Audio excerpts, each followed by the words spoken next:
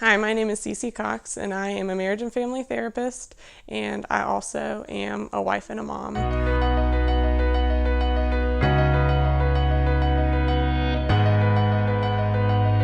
It was my sophomore year of college. I was feeling a lot of just unrest and discontent with what I had declared my major as. My college roommates laughed at me a whole lot that year because it was like every time I came back from class, I had a different idea of what I was going to study. And I think the reason I struggled so much with that decision was because I knew that what I wanted to do was, I knew that it was going to be big, and I knew that I wanted to change the world somehow, but I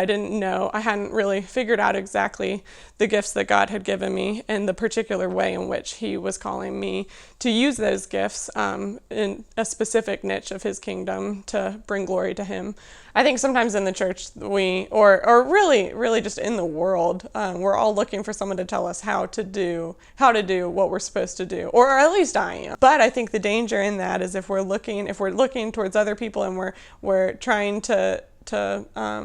be like them. Of course, it's good to emulate virtues, and it's good to have role models who help us to strive towards more and to believe that is actually possible. But at the same time, God has never created the same woman twice, and so there is no one right way to do it. In fact, I think we all need to ask Him how He wants us to live out our own unique femininity, and then the right way to be the woman that you are is to live in the freedom of knowing that God has created you uniquely, and that as long as you're striving to do His will and to live your life and make your decisions according to His will,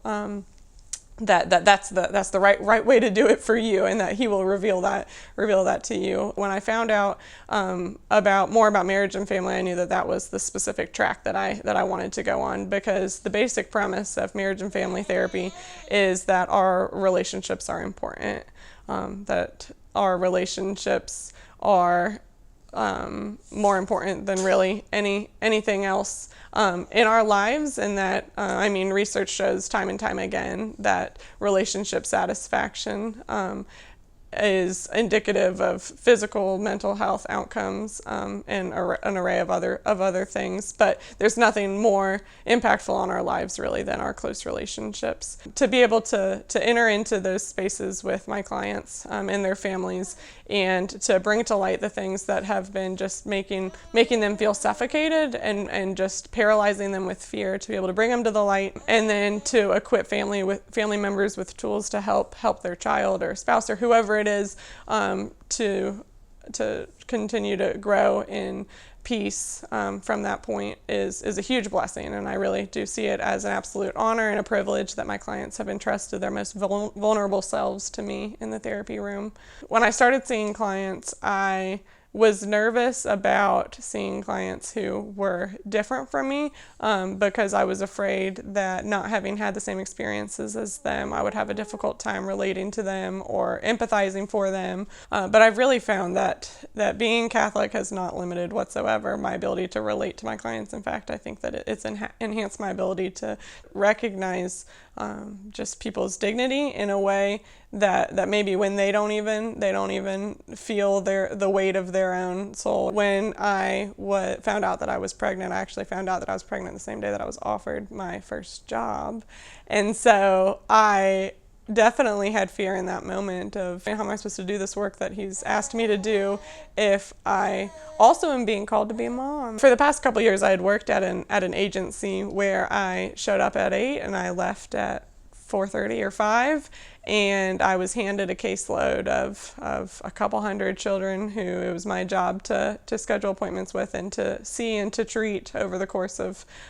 our time together in therapy. And when I left that job to have our baby, I knew that I didn't want to go back full time to that sort of position. But I knew that God was still calling me to use these gifts that He had implanted in my heart and then also nurtured through graduate school. And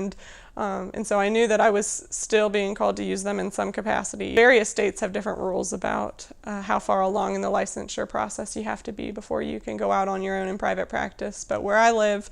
I'm able to see clients in private practice. And so when I made that decision to do that, honestly, the first thing that I did was discern what the name should be. I was naming a child and naming a new business. And I believe that God, it was his child who was growing inside of me, and that the work that I was doing was also his work. Because every time that I